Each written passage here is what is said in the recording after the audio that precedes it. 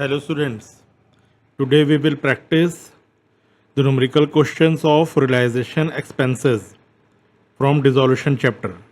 Okay, तो ये realization expenses के जो entries हैं ये आपको अच्छे से समझना है, इसके rules हैं तो ये आपको अच्छे से समझना है ताकि आप जब proper realization के questions करोगे तो वहाँ पे जब realization expenses का जो भी transactions आएगा आप confuse नहीं होगे. Okay? तो यहाँ पे आपको जर्नल एंट्री पास करने हैं. Following are the journal entries from the transactions below. First transaction realisation expenses were ₹10,000. Okay, तो जब भी ऐसा दिया रहेगा रियलाइजेशन एक्सपेंसेस 10,000 यानी कि ये फर्म ने पे किया हुआ है. ओके, तो अभी आपको मैं एक चीज़ समझा रहा हूँ. आपको जब भी रियलाइजेशन एक्सपेंसेस का करना है आपको दो चीज़ें ध्यान देना है. एक तो है बॉर्न वर्ड और दूसरा है पेड. ओके, तो बॉर्न किसने किया है और पेड किसने किया है ये आपको ध्यान देते रहना है. ओके, तो ये जो क्वेश्चन आप करोगे इसमें आपको अच्छे समझ में आएगा. ठीक है, तो अभी मैं आपको ओवरव्यू के लिए जस्ट बता दे रहा हूँ. अगर फर्म क्वेश्चन पे कहीं लिखा रहता है कि फर्म ने बॉर्न किया है, ओके, जब भी फर्म का बॉर्न आएगा तो फिर हमेशा ये रियलाइजेशन वर्ड यहाँ पे आएगा ही आएगा. क्लियर? ये मैंने बॉर्न का बताया है. अगर फर्म ने बॉर्न किया है तो रियलाइजेशन वर्ड आएगा ही आएगा. और अगर पार्टनर ने बॉर्न किया है तो फिर पार्टनर्स कैपिटल अकाउंट आएगा. इस चीज़ को समझ के रखो. बाकी जब आप न्यूमेरिकल्स करोगे तो आपको क्लियर समझ में आ जाएगा कि क्यों ऐसे हो रहा है. ठीक है, तो समझ में आई ये दो चीज़ें. बॉर्न में दो चीज़ों को देखना है, फर्म और पार्टनर. ठीक है, फर्म अगर बॉर्न करेगा तो रियलाइजेशन वर्ड आएगा, पार्टनर बॉर्न करेगा तो पार्टनर्स कैपिटल अकाउंट आएगा. ओके, अब पेड में अगर फर्म ने पे किया है, फर्म ने पे किया है तो फिर ये कैश वर्ड आता है. ओके, और पार्टनर ने पे किया है तो पार्टनर्स कैपिटल अकाउंट आएगा. ओके, ये सेम पार्टनर ने पे किया है तो पार्टनर्स कैपिटल अकाउंट. समझ में आ गया? तो एक ओवरव्यू था. अब हम इसको पूरा सॉल्व करते हैं. ओके, तो फर्स्ट मैंने जैसे आपको बताया रियलाइजेशन एक्सपेंसेस सिर्फ लिखा हुआ है तो इसका क्या मतलब हो गया कि फर्म ने ही बॉर्न किया और फर्म ने ही पे किया है. तो ये सबसे इजी ट्रांजैक्शन है. ओके, तो जब भी रियलाइजेशन एक्सपेंसेस का पेमेंट करना है तो क्या होगा, नॉर्मल आप एक्सपेंसेस की एंट्री क्या करते हो, नॉर्मल जनरल एंट्री क्या होगी एक्सपेंसेस की, मैं आपको पहले ही बताया था. लाइक सैलरी पेमेंट की एंट्री करना है तो क्या होता था, salary account debit to cash account. Okay, तो यहाँ पे क्या रियलाइजेशन एक्सपेंसेस है तो realisation expenses account debit to cash account होगा. बट जैसे मैं आपको बताया हूँ कि एसेट्स, लाइबिलिटीज़, एक्सपेंसेस और इनकम्स, इनकम तो होगा ही नहीं क्योंकि अभी फॉर्म बंद हो रही है, तो एक्सपेंसेस सिर्फ, तो एक्सपेंसेस का भी नेम नहीं आएगा तो उसकी जगह क्या यूज़ करोगे आप, रियलाइजेशन वर्ड. ओके, तो आप कंफ्यूज नहीं होगा. तो बार बार मैं आपको समझा रहा हूँ सबको. ओके, तो फर्स्ट एंट्री क्या हो गई आपकी, रियलाइजेशन अकाउंट डेबिट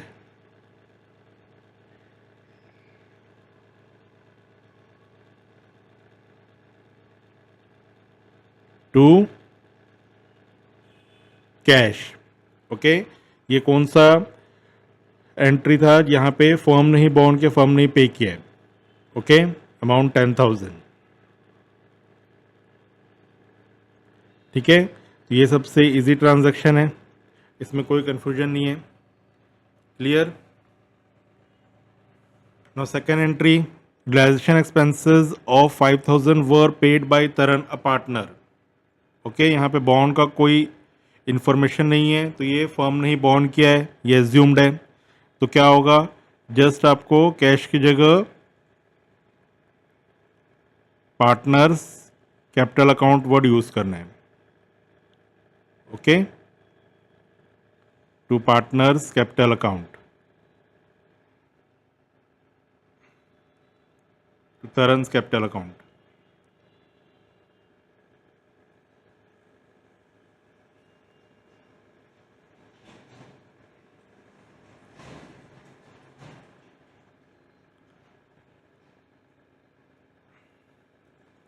आगे समझ में, पार्टनर ने पे किया है तो पार्टनर से कैपिटल अकाउंट को क्रेडिट करेंगे। ठीक है, कि कोई भी एक्सपेंसेस, जो भी फर्म के एक्सपेंसेस अगर पार्टनर बियर कर रहे हैं तो उनके कैपिटल अकाउंट को उतने से इंक्रीज होना, ताकि ये जो पैसा है जब क्लियर होगा पूरा कैपिटल अकाउंट तो ये पैसा उनको मिलेगा ये। ओके, इसलिए कैपिटल अकाउंट को इंक्रीज करना है। समझ में आ रहा है क्यों क्रेडिट होता है ये? ठीक है, जब बार बार बताता हूँ आपको एंट्रीज रटने नहीं है, क्यों हो रहा है उसी समय ही आपको समझना है, तब जाके अकाउंट्स को आप डीपली समझ पाओगे। ठीक है, समझ में आ गया ये? Now third entry, realization expenses of 5,000 were paid by the firm on behalf of Madan. ठीक है, अब देखो यहाँ पे पेड बाय द फर्म है बट मदन के बिहाफ में। ठीक है, तो फर्म का तो पैसा जाएगा ही। ठीक है, और मदन जो है उसका कैपिटल अकाउंट भी कम होगा। ओके, तो फर्म का ही पैसा जा रहा है बट मदन के कैपिटल अकाउंट के थ्रू जाएगा। ठीक है, आप लोगों ने सबने अकाउंटिंग क्वेश्चन किया था तो उससे आपको, जिसको भी अकाउंटिंग क्वेश्चन का लॉजिक क्लियर है उसको समझ में आ जाएगा। ठीक है, जब भी कोई एक्सपेंसेस क्रिएट होते हैं तो एक्सपेंसेस क्या होते हैं, कैपिटल से माइनस होते हैं। ठीक है, तो यहाँ पे क्या होगा, यहाँ पे बॉन्ड का कोई इंफॉर्मेशन नहीं है तो मदन पार्टनर्स कैपिटल अकाउंट को डेबिट करेंगे और क्रेडिट करेंगे to cash. Madan's capital account debit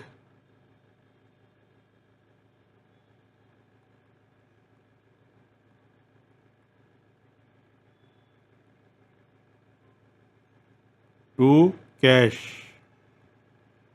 account, amount 5,000।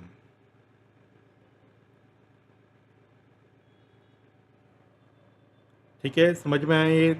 जब भी ऑन बिहाफ ऑफ पार्टनर रहेगा, realisation expenses paid by firm on behalf of partner है, यानी कि जो पार्टनर से कैपिटल अकाउंट है वो डेबिट हो जाएगा और क्रेडिट होगा टू कैश। अब ऐसा क्यों हो रहा है और यहाँ पे रियलाइजेशन वर्ड नहीं आएगा, क्योंकि ये फर्म ने बॉर्न नहीं किया है।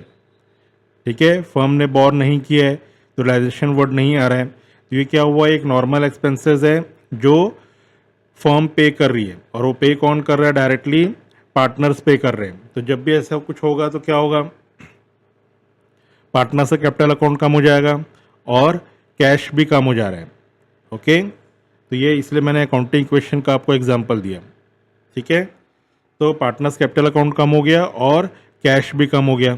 ठीक है, समझ में आ रहा है? यहाँ पे कैपिटल अकाउंट डेबिट हुआ यानी कि कम हो रहा है कैपिटल, और कैश कम हो, क्रेडिट है मतलब कैश भी कम हो रहा है। ठीक है, तो 3 समझ में आया। तो इस ट्रांजैक्शन को, थर्ड वाले ट्रांजैक्शन को आप मार्क करके रखो, इसको आपको ठीक से रिवाइज करना है। ओके, ठीक से प्रैक्टिस करना है। फर्स्ट और सेकंड तो इजी है, थर्ड वाले को वापस से समझोगे। ठीक है, तो आप कंफ्यूज नहीं होगे।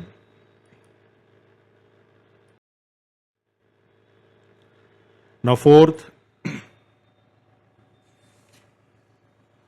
Pawan, a partner, was paid remuneration, including expenses of 20,000 to carry out dissolution of the firm. Actual expenses were 10,000. Expenses incurred were paid by Pawan. ठीक है, अब इसको पूरा मतलब ठीक से समझो क्या हो रहा है। जो पार्टनरशिप फर्म है वो एक फिक्स्ड रेमुनरेशन, यहाँ पे लिखा हुआ रेमुनरेशन, एक फिक्स्ड रेमुनरेशन दे देती है पार्टनर को, ताकि वो डिसोल्यूशन के एक्सपेंसेस को प्रॉपरली हैंडल कर पाए। अभी ये पता नहीं होता कि एक्चुअल एक्सपेंसेस कम होगा या ज़्यादा होगा। ओके, तो मैं आपको पहले भी समझाया था ये, जब हम रियलाइजेशन एक्सपेंसेस की जब एंट्रीज समझ रहे थे। ठीक है, तो ये वही चीज़ है, एक फिक्स्ड रेमुनरेशन पे कर देती है पार्टनरशिप फर्म पार्टनर्स को, ताकि डिजोल्यूशन एक्सपेंसेस प्रॉपरली हैंडल हो सके। तो एक्चुअल एक्सपेंसेस कम भी हो सकते हैं और ज़्यादा भी हो सकते हैं, ठीक है। तो ये जो एक्सपेंसेस हैं, जो एक्चुअल एक्सपेंसेस हैं, ये इररेलेवेंट हो जाता है फर्म के लिए, ये इररेलेवेंट है, तो इसको आपको पूरा इग्नोर कर देना है। ओके, तो रेलिवेंट क्या है, जो पार्टनरशिप फर्म के अकाउंट से जो पैसे जा रहे हैं पार्टनर के लिए, जो आउटफ्लो हो रहा है पार्टनर के लिए, वही रेलिवेंट है। तो रेलिवेंट क्या है, 20,000 जो पार्टनरशिप फर्म ने पार्टनर को दिया है अमाउंट, ये रेलिवेंट है। अब उसमें से वो कितना खर्च कर रहे हैं, this is not relevant for the partnership firm. Okay, और क्या लिखा है, expenses incurred were paid by Pavan, Pavan ने ही पे किया है। तो क्या होगा, ये realisation expenses, realisation account debit to Pavan's capital account. Okay,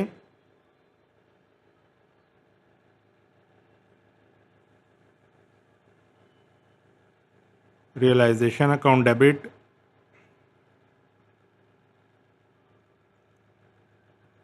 to Pavan's capital account.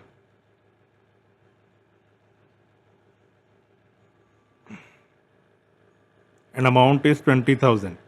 तो ये जो एंट्री की है, इसमें आपको अमाउंट को भी ही ज़्यादा फोकस रखना है। ये अमाउंट पे ही स्टूडेंट कंफ्यूज हो जाते हैं, वो सोचते हैं कि एक्चुअल एक्सपेंसेस को ही एंट्री करनी है।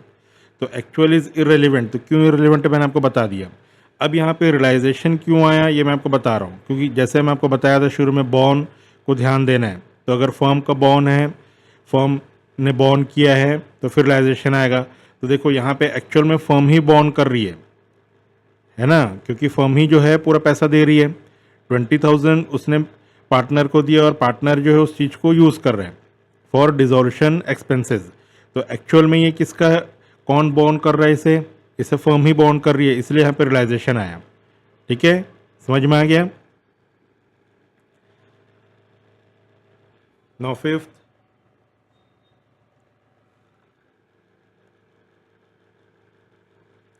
dissolution expenses were 8,000.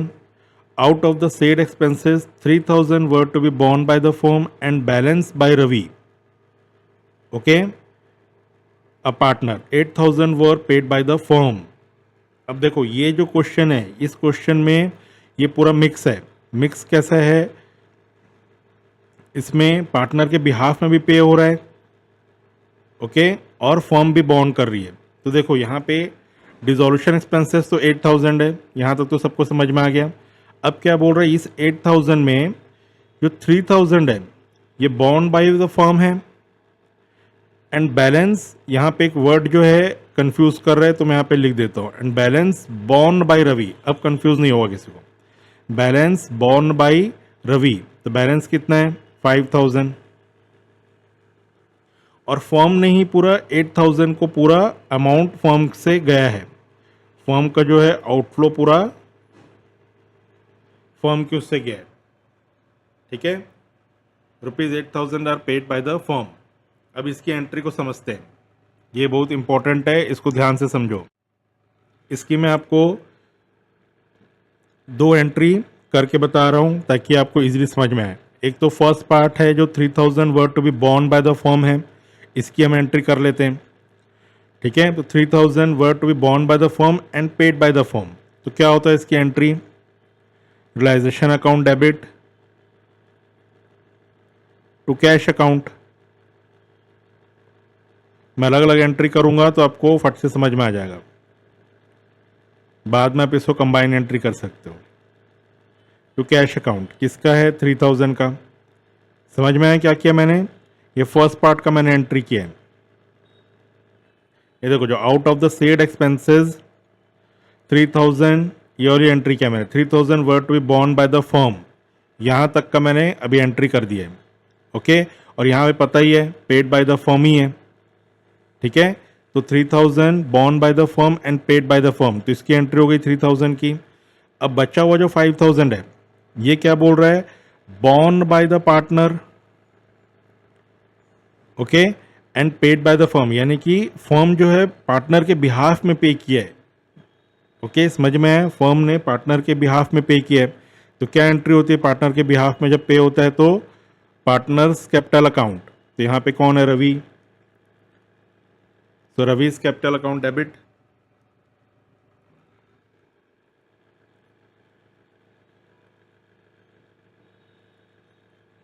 रवि's capital account debit to cash account comes to 5,000 rupees. समझ में? 8,000 रुपीज टोटल पूरा फर्म ने पे किया है।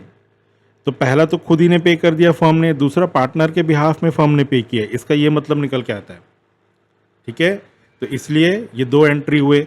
अब देखो इसको अब कंबाइन करोगे तो क्या होगा?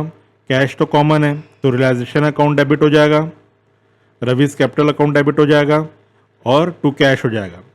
ठीक है, तो ये कंबाइंड जब एंट्री करोगे तो ऐसे कर सकते हो। अलग अलग करोगे तो ये जैसे मैंने किया है ये हुआ। समझ में आया? तो ये इंपॉर्टेंट ट्रांजैक्शन था, इसको ठीक से समझो। ठीक है, तो इसलिए बॉर्न और पेड इसको ध्यान से आपको समझना है। ठीक है, बॉर्न एंड पेड बार बार मैं कह रहा हूं। क्लियर?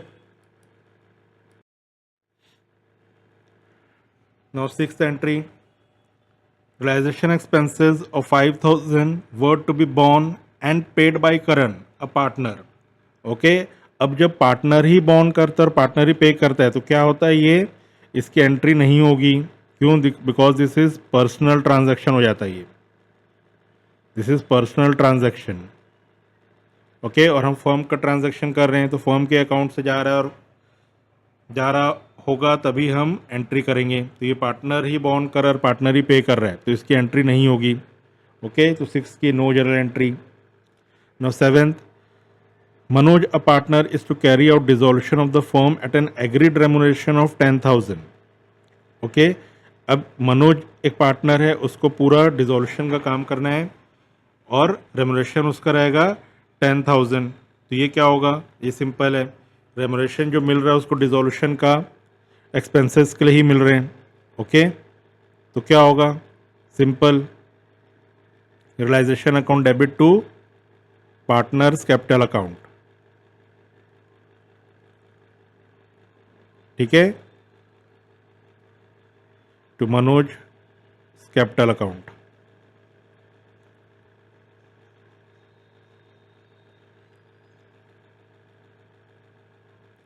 Amount is 10,000। समझ में आ गया? क्योंकि फर्म जो ये पैसे दे रही है 10,000, ये डिसोल्यूशन एक्सपेंसेस यानी कि रियलाइजेशन एक्सपेंसेस के लिए ही दे रही है। ओके, ये जो है ये डिसोल्यूशन के लिए ही दे रही है। ठीक है, लेकिन पे कौन कर रहा है? मनोज पे करेगा। ओके, तो यानी कि बॉन्ड क्या कौन किया? बॉन्ड जो है bond by firm but paid by partner. तो बॉन्ड बाय फर्म है तो मैंने क्या बताया था? रियलाइजेशन आएगा। ठीक है, तो क्लियर होता जा रहा है अब आपको logic. Now 8th, Dev, a partner, is paid remuneration of 15,000 for dissolution of the firm. Realization expenses of 8,000 are paid by the firm. अब देखो ये दो चीजें एक साथ हो रही है। ठीक है, ये दो चीजें एक साथ हो रही हैं तो इसमें स्टूडेंट्स कंफ्यूज हो जाते हैं। फर्स्ट जो पार्ट है, Dev a partner is paid a remuneration of 15,000 for dissolution of the firm, ये वही है जो अभी अपन 7th में किए। ये फर्स्ट पार्ट हो गया। Then second part, realisation expenses of 8,000 are paid by the firm. ये दो अलग अलग ट्रांजैक्शंस हैं, इसमें कोई कंफ्यूज नहीं होना है कि ये एक साथ है। ठीक है, ये दोनों अलग हैं। ठीक है, फुल स्टॉप डाला हुआ है देखो यहाँ पे, तो ये दोनों अलग ट्रांजैक्शन है। तो क्या करना है? पहले तो यही हो जाएगा, पार्टनर को रेमुनरेशन दिया गया है तो सिंपल अभी जो एंट्री किए थे वही हो गया। ये रियलाइजेशन अकाउंट डेबिट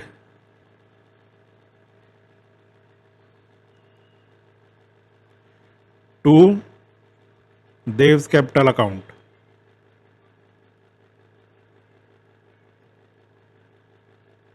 समझ में आया? पार्टनर को रेमुनरेशन दे दिया गया फॉर डिसोल्यूशन एक्सपेंसेस।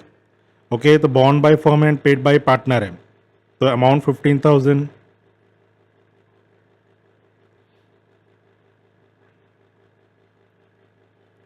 ठीक है, इसको ए लिख दो and B second part realisation expenses of 8,000 paid by firm, तो यानी कि borne by and paid by firm है, तो सिंपल है realisation account debit to cash account.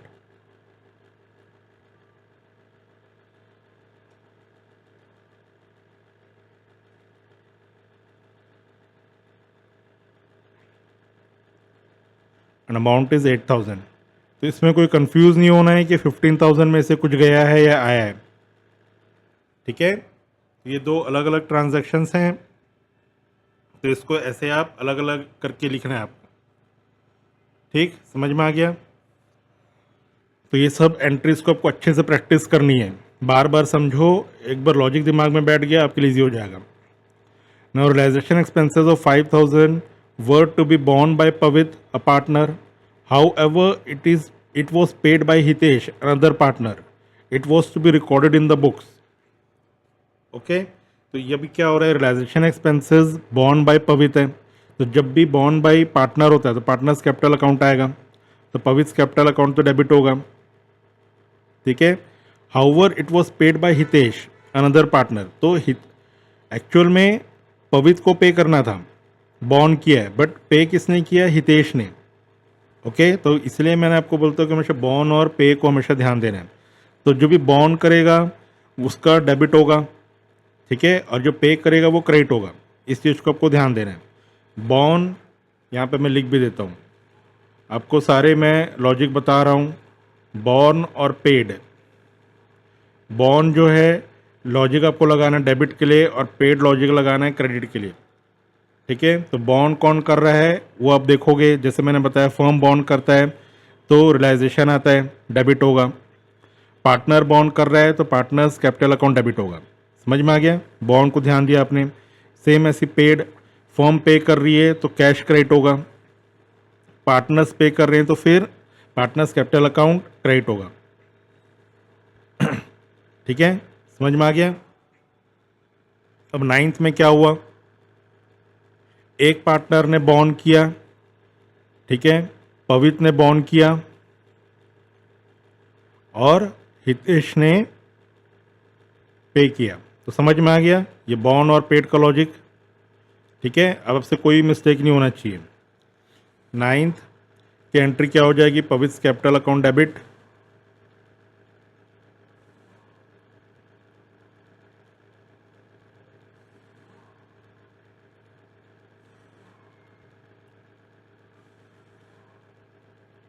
To Hitesh capital account.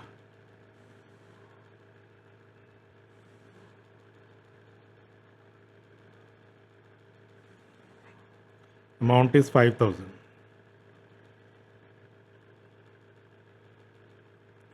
समझ में आ गया? तो इस चीज़ को आपको अच्छे से समझना है, बॉर्न और पेड, ये मैं शुरू में बताया हूँ, अभी भी आप ध्यान दे लो। ठीक है, तो आपसे कोई भी मिस्टेक नहीं होगा, इसको प्रैक्टिस करोगे तो फटफट से हो जाएगा। ठीक है,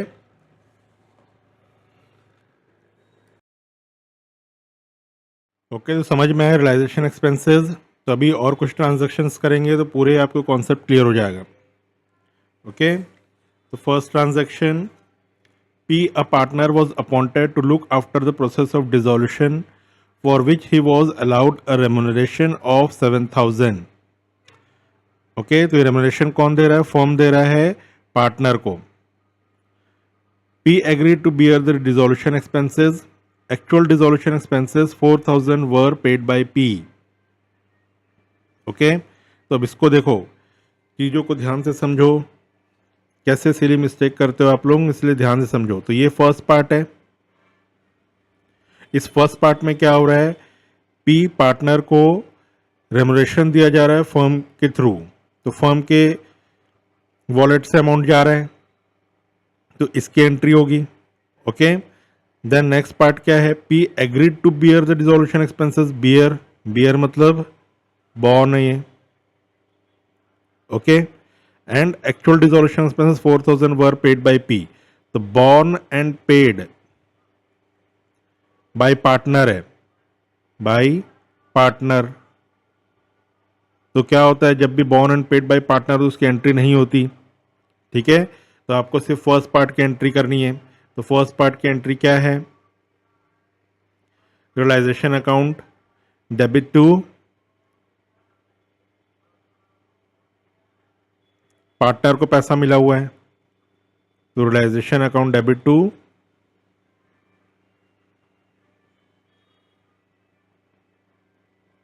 पीस कैपिटल अकाउंट। ठीक है, क्योंकि पी ही जो है वो रेमुनरेशन मिला हुआ है पी को, और वही डिसोल्यूशन के सारे चीजें इसी पैसे से यूज करेगा, डिसोल्यूशन के एक्सपेंसेस।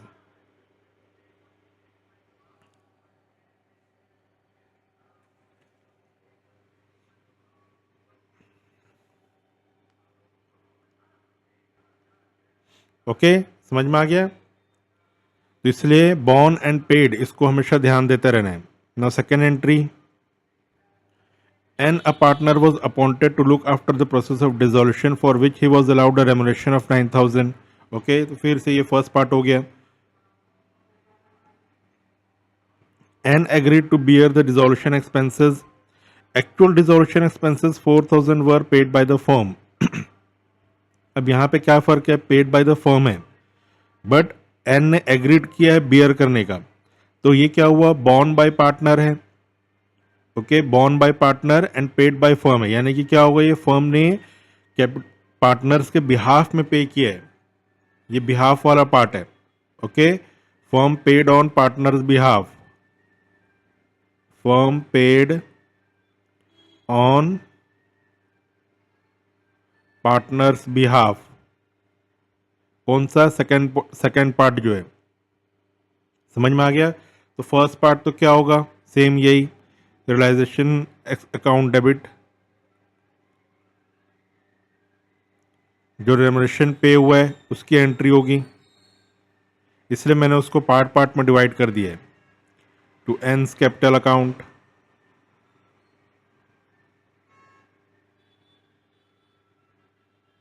Amount is 9,000।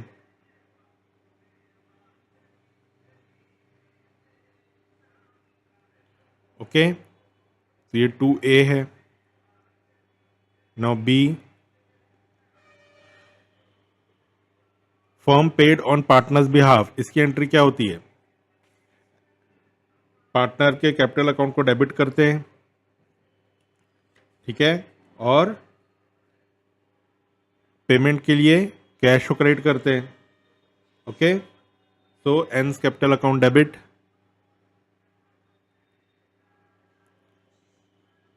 ओके, तो ये बिहाफ वाला पार्ट जो है अच्छे से समझ के रखो।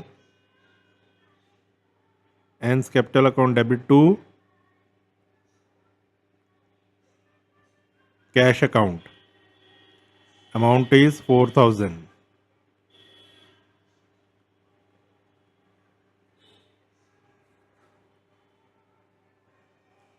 आगे समझ में? तो ये जो बिहाफ में पे होता है ये उसकी एंट्री है। तो जब भी बॉर्न बाय पार्टनर है, तो मैंने आपको जब भी बताया बॉर्न बाय पार्टनर होता है तो क्या होता है? सीधा कैपिटल अकाउंट इफेक्ट हो जाता है। और पेड बाय फर्म है तो मैंने क्या लिखाया था आपको? वहाँ पे कैश आता है। तो सिंपल, तो ये आपको वो लॉजिक से आपको समझ में आ जाएगा। इसलिए वो जो बॉर्न एंड पेड वाला जो मैंने आपको अभी इस वीडियो में शुरू में जो बताया है उसको अच्छे से समझ के रखो। ओके, तो borne and paid. Now third, Q, a partner, was appointed to look after the process of dissolution for which he was allowed a remuneration of 18,000. Okay, फिर से फर्स्ट पार्ट हो गया। Q agreed to take over stock worth rupees 18,000 as his remuneration. The stock had already been transferred to realization account. अब इस remuneration के बदले Q क्या कर रहा है? कैश नहीं ले रहा है, वो क्या कर रहा है? उसके बदले इक्वल वैल्यू के स्टॉक ले रहा है, जो कि ऑलरेडी रियलाइजेशन अकाउंट में ट्रांसफर हो चुका है, यानी कि स्टॉक को हटाना है। ओके, तो क्या होगा? ये सबसे पहले तो रेमुनेशन वाली एंट्री की है, realisation account debit to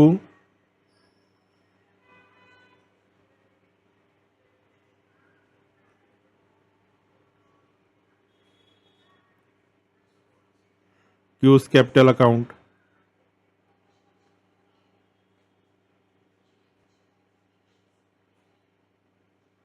okay, तो रेमुनरेशन पार्ट की एंट्री हो गई, अमाउंट 18,000।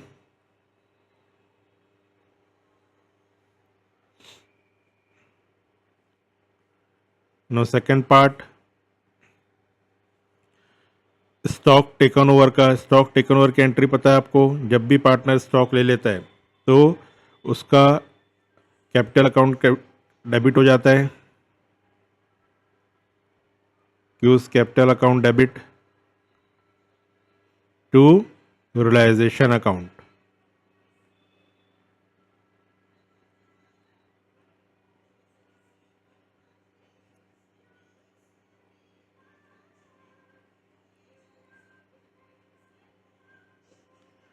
अब इस दोनों ट्रांजैक्शन को एनालाइज करो, ठीक है। यहाँ पे देखो 3A में रियलाइजेशन डेबिट हुआ था और 3B में रियलाइजेशन क्रेडिट हुआ, तो डेबिट क्रेडिट मिलके क्या होता है, नेट इफेक्ट जीरो हो गया। ओके, सेम ऐसी 3A में क्यूज कैपिटल अकाउंट क्रेडिट है और 3B में क्यूज कैपिटल अकाउंट डेबिट है, तो फिर से क्रेडिट और डेबिट मिलके नेट इफेक्ट जीरो हो गया। तो इसलिए कई बार ऐसा कहा जाता है कि इसका जो है एंट्री नहीं होगा, तो एंट्री नहीं होगा ऐसा तो हो नहीं सकता है। ओके, उस एंट्री का इफेक्ट जीरो है, ये इसका रियल मीनिंग है। तो एंट्री नहीं होगा ऐसा तो हो ही नहीं सकता। फाइनेंशियली कोई भी ट्रांजैक्शंस हुए हैं फॉर्म में तो उसकी एंट्री तो होके ही रहेगी, क्लियर, बट उसका इफेक्ट जो है जीरो हो जाता है। लाइक फर्म से 100 रुपीज़ आउटफ्लो हुआ और फर्म को 100 रुपीज़ इनफ्लो हुआ, तो फर्म का नेट इफेक्ट क्या हुआ, जीरो हो गया। तो ये होता है, लेकिन एंट्री तो करनी पड़ेगी, आउटफ्लो की भी एंट्री करनी है और इनफ्लो की भी एंट्री करनी है।